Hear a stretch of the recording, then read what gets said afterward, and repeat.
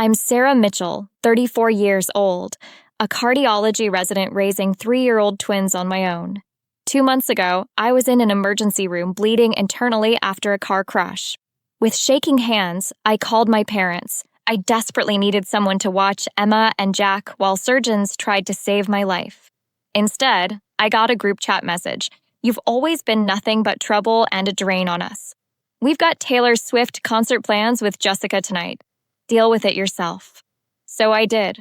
From my hospital bed, I called an emergency childcare service, paid triple their rate, and made a decision that changed everything. I cut them off completely. The monthly mortgage payments, health insurance, car repairs, everything I'd quietly paid for the past 8 years, gone overnight. 2 weeks later, someone knocked on my door. Before I tell you who it was and what happened next, please like and subscribe if this story speaks to you. Drop a comment with your location and the time. I love connecting with you all. Now, let me take you back to where it started. Growing up as a Mitchell, I learned early that love had a ranking system. Jessica, my older sister, was the star. 3 years older, effortlessly beautiful, with this magnetic quality that made our parents light up when she walked into a room. When she announced she wanted to pursue fashion design, Mom cried happy tears. Dad called her our little visionary. When I said I wanted to become a doctor, Dad just nodded. That's practical. That was it. I buried myself in textbooks, aced every exam, and clawed my way into one of the top medical schools in the country. For years of undergrad, of med school, 3 years of cardiology residency. My medical school graduation should have been one of the proudest moments of my life. My parents showed up 2 hours late. Sorry, sweetheart, Mom said, not meeting my eyes. Jessica had an emergency investor meeting. No flowers, no celebration dinner, just a quick photo in the parking lot before they rushed off. Compare that to Jessica's first fashion show 3 years earlier. The whole family flew to New York. 5-star hotel, front row seats. Dad posted 17 photos on Facebook. So proud of our talented girl. I got a parking lot photo and congrats, honey. What I didn't know then was that my parents' favoritism wasn't just emotional, it was financial, and I was footing the bill. It started 8 years ago, right after medical school. Dad called one evening.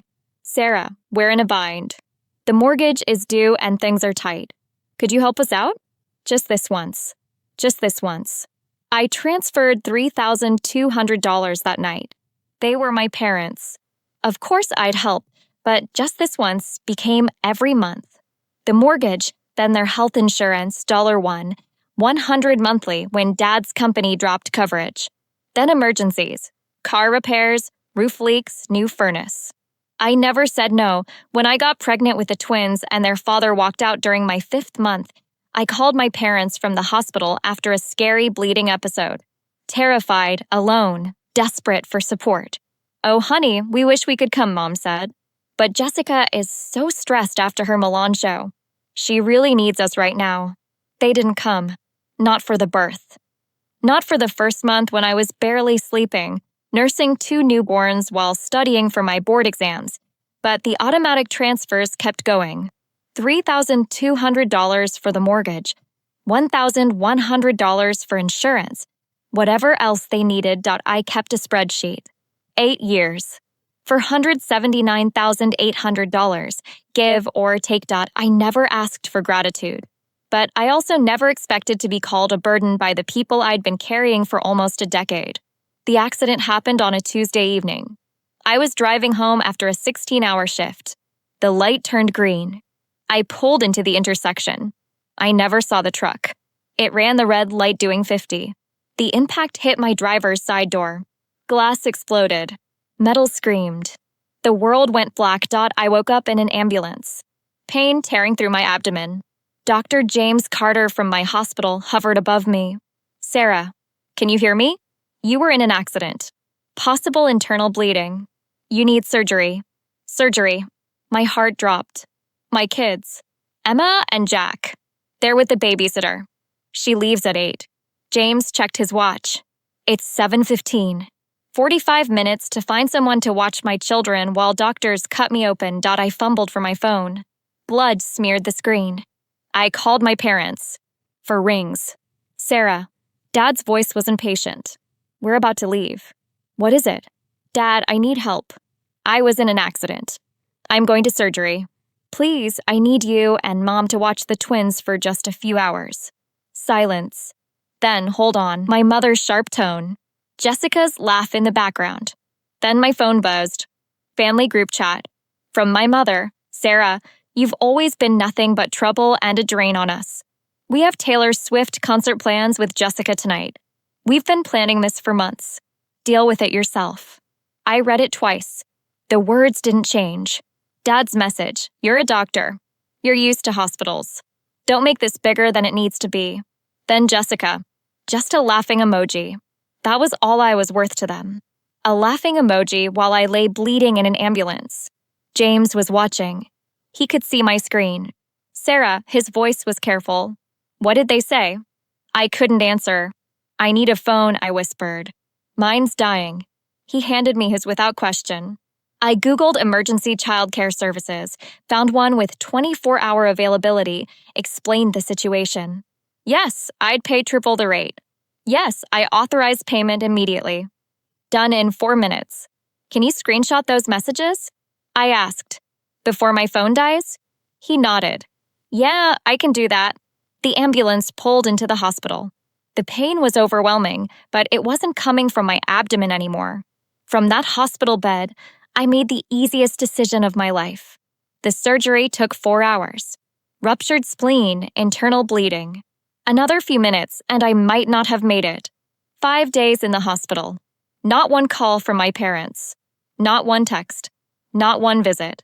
The emergency childcare service coordinated with my regular sitter, kept Emma and Jack safe, sent me daily photos. Strangers took better care than my own family.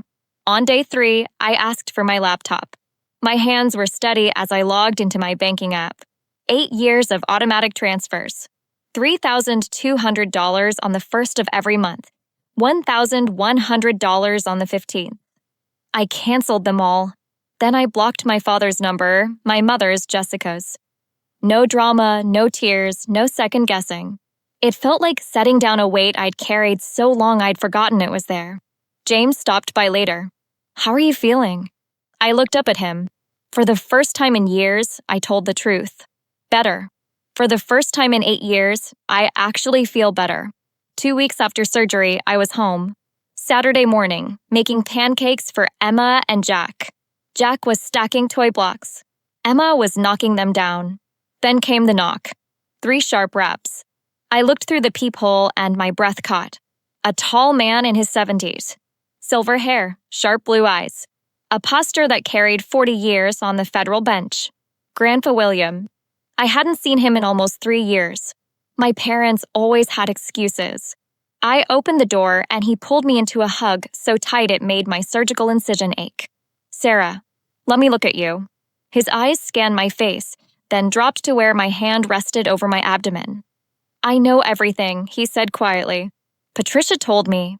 Aunt Patricia, my mother's younger sister, the only person who'd ever openly questioned how my parents treated me. He pulled out an envelope. Cream-colored, elegant. An invitation. My 70th birthday party next Saturday. The whole family will be there. And I have some things that need to be said. Grandpa William sat at my kitchen table, watching Emma and Jack with a soft smile. Grandpa, how did you find out? Patricia called me the night it happened. When she told me what your parents did. He stopped, jaw tightening. I've watched this for years, Sarah. The way Carol and David treat you versus Jessica. I was a federal judge for 40 years. I know what favoritism looks like, what exploitation looks like. He leaned forward.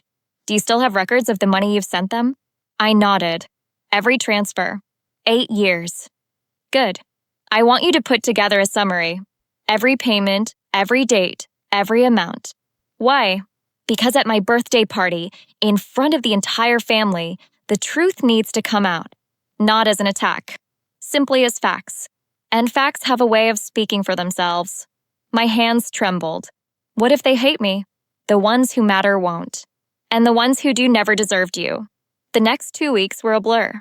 I printed every bank statement, every transfer confirmation. 8 years of financial records bound in a manila folder. Month after month, a river of money flowing one direction. Aunt Patricia came over 3 days before the party. She flipped through the folder, her expression darkening. For $179,800, she said flatly. Sarah, do you understand what this is? More than most people make in 7 years. And they called you a burden. I don't want to destroy the family. I just want them to acknowledge what I've done. You're not destroying anything. You're just stopping the lie. They built their comfortable life on your silence. That evening, I got a text from a cousin, heard you and your parents had a falling out. Jessica's been telling everyone you've been acting erratic since your accident. Just wanted to give you a heads up. They were already spinning the narrative, painting me as unstable. Grandpa William's house was a colonial estate on 3 acres. White columns wrap around porch. More than 40 cars lined the property. I wore a simple navy dress. I wasn't here to make a scene. I was here to tell the truth. The folder was in my bag. Inside, waiters circulated with champagne. A string quartet played. Crystal glinted under chandelier light. My parents stood near the fireplace. They saw me. Mom's laugh died. Dad's face went rigid. Then Jessica appeared in a designer dress. Oh, Sarah, you made it. We heard about your accident. Nothing too serious, I hope. A ruptured spleen and internal bleeding. I almost died. Her smile flickered. Mom said it was just a fender bender. Mom wasn't there. None of you were. The attack came 30 minutes later. Jessica's voice, deliberately loud. I'm so worried about Sarah, honestly. The accident really affected her. She's been saying the strangest things. Cut off all contact with Mom and Dad for no reason. Mom joined in, dabbing her eyes. We've tried everything. I think she's having some kind of breakdown. She's always been the sensitive one, Jessica added. The stress of being a single mom has just been too much. I felt eyes on me.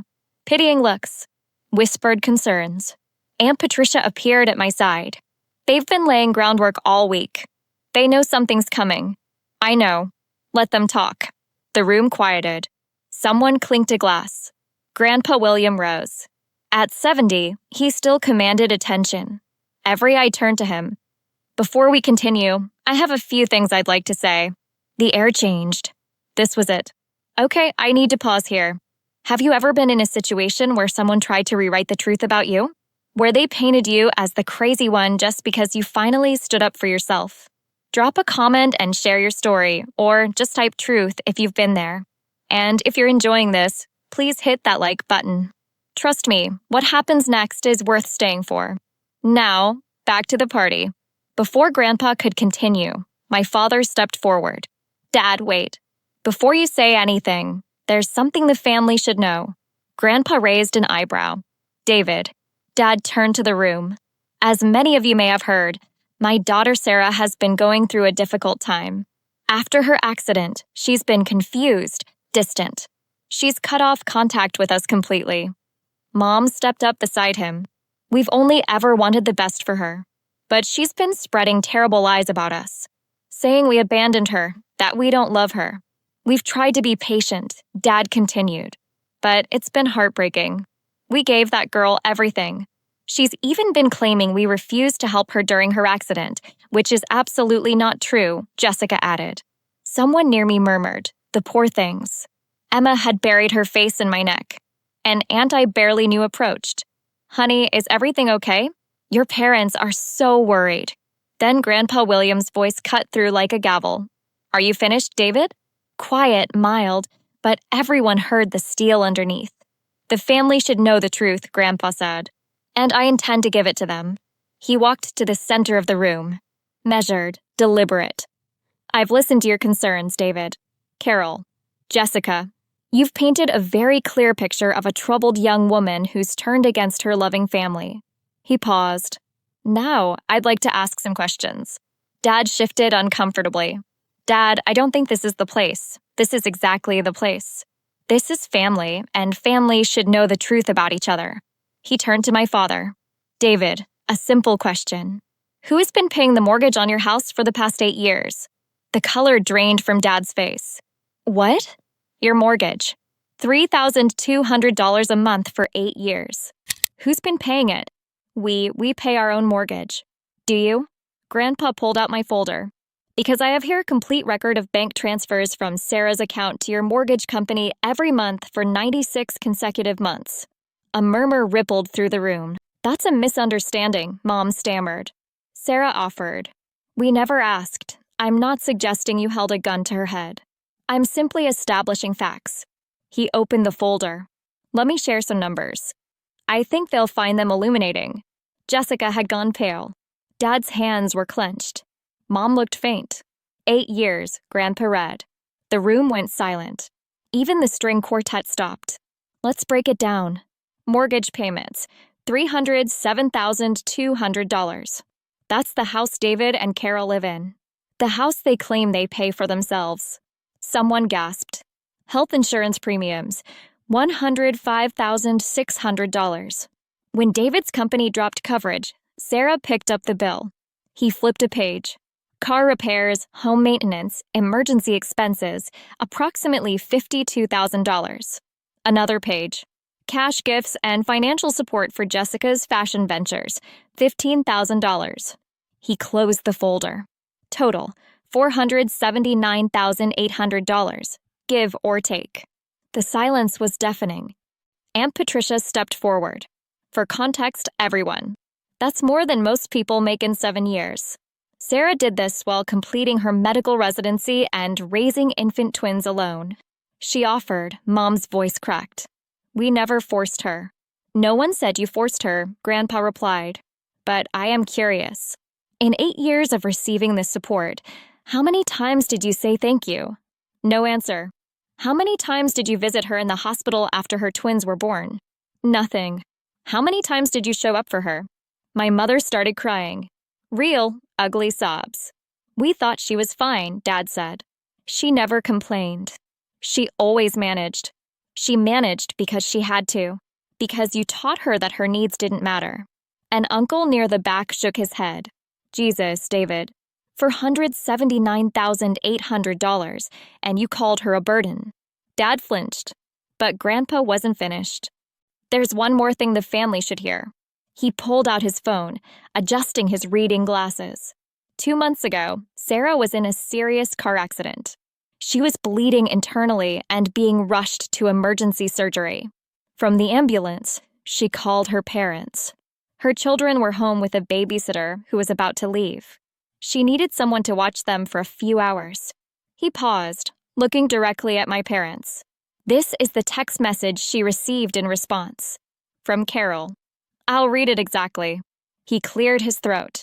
Sarah, you've always been nothing but trouble and a drain on us. We have Taylor Swift concert plans with Jessica tonight. Deal with it yourself. The room erupted. Oh my God, someone breathed. That's not you're taking it out of context, Jessica said desperately. There is no context, Aunt Patricia snapped, that makes abandoning your daughter during a medical emergency acceptable. We didn't know it was serious, Dad shouted. Did you ask? Did you call her back? Did you come to the hospital? Silence. The answer is no, no, and no. A distant cousin stepped away from my parents, face twisted with disgust. Several others followed. My mother sobbed uncontrollably. I didn't mean it like that. I was frustrated. You didn't think your daughter might die, because you never thought about her at all. He turned to the room. I'm not asking anyone to pass judgment. I'm simply presenting facts. What you do with them is your own choice. He looked at me. Sarah, is there anything you'd like to say? I hadn't planned to speak, but looking at my crying mother, my shell-shocked father, my sister's crumbling facade, I realized I had something to say. I handed Jack to Aunt Patricia and stepped forward. I didn't come here for revenge. I came because Grandpa invited me, and because for 34 years, I've been living with a version of my family that wasn't real. A version where I was the strong one, the reliable one, the one who didn't need anything. I looked at my parents. I believed you when you said Jessica needed more support. When you said I could handle things on my own, I believed you. And I tried to be what you needed. A tear slid down my cheek. But that night in the ambulance, bleeding and terrified, I finally understood. I wasn't strong to you. I was convenient. I wasn't reliable. I was exploitable. And no matter how much I gave, it would never be enough to make you see me the way you see her. Several family members moved closer. An aunt touched my arm. My father started to speak. Sarah, I'm not finished. He stopped. I don't hate you, but I can't keep pretending this is okay. I can't keep buying love that should have been free. An uncle turned to my father. How could you, David? This whole time you've been living off your daughter while treating her like nothing. So what now? Dad's voice was desperate. You've humiliated us. Are you happy? I shook my head. I'm not happy, Dad. None of this makes me happy. But I'm also not sorry. Because this isn't about humiliation. It's about honesty. For the first time in 8 years, our family knows the truth. Jessica tried once more. This is ridiculous. We're your family. Families help each other. You're right. Families do help each other. So where were you when I was pregnant and alone? Where were you when I was raising newborns while studying for boards? Where were you when I was bleeding out in an ambulance? She had no answer. From now on, I won't be sending money. Not because I can't afford it, but because financial support should be a gift, not an obligation. And it should flow both ways in a family that actually cares. My mother reached toward me. Sarah, please, I'm also not cutting you off forever. But I need space. Real space. Not a few weeks of guilt tripping followed by everything going back to normal. I need you to actually think about what you've done. And if someday you can acknowledge it, really acknowledge it, maybe we can rebuild something. I took Jack back from Aunt Patricia, but I won't hold my breath. A great aunt approached, taking my hands. I'm so sorry, sweetheart. I had no idea. All these years, I thought you were the one who had it easy. I know, I said softly. Everyone did. That's how it was supposed to look. That moment when I finally said those words, when I chose myself for the first time, did it resonate with you? Boundaries aren't betrayal. Saying no isn't selfish. Type boundaries in the comments if you agree. And if you know someone who needs to hear this story, share it with them. Now, let's see what happened in the aftermath. My parents left early. No one stopped them. No one said goodbye. The silence they left was heavy, but not uncomfortable, like the quiet after a storm. In the days that followed, my phone buzzed with messages from relatives. Cousins reached out to apologize. Aunts and uncles who'd believed my parents' narrative were reevaluating everything. I always thought you were the difficult one, Cousin Rachel texted. Jessica made it sound like you pulled away for no reason. I'm so sorry. The family group chat went silent. Then it was deleted. My parents found themselves quietly excluded from family gatherings. When my cousin Michael had his 40th birthday 3 weeks later, they weren't invited. When Aunt Patricia hosted Easter brunch, their names weren't on the list. No one made a formal announcement. They simply stopped being welcome. My mother called from a new number 2 weeks later. I let it go to voicemail. Sarah, please. We need to talk. This has all been blown out of proportion. Can't we just move past this? I listened once, then deleted it. Forgiveness wasn't a reset button. It was a release for me, not for them. And I wasn't ready yet. 3 months later, Aunt Patricia called. They're selling the house. They couldn't keep up with the mortgage payments. I felt tired more than anything. Where will they go? Your Uncle Frank is letting them stay in his guest house. It's conditional. They need to get real jobs. Jobs. My parents hadn't worked full-time in years. They'd been living off my money without realizing how dependent they'd become. What about Jessica? Patricia laughed. It wasn't kind. Jessica's been drowning since her divorce. Word got out about the party. She lost a major design contract. Last I heard, she's waitressing part-time. I don't want them to suffer, I said quietly. I know you don't, sweetheart. That's because you're a good person. But they didn't suffer for 8 years because you were supporting them. They didn't grow. They didn't learn. You stopping wasn't cruel. It was necessary. That evening, I sat down with my new budget. The $4,300 I used to send my parents now went into a college fund for the twins. They'd never worry about student loans. They'd never carry someone else's burden the way I had. That felt like justice enough.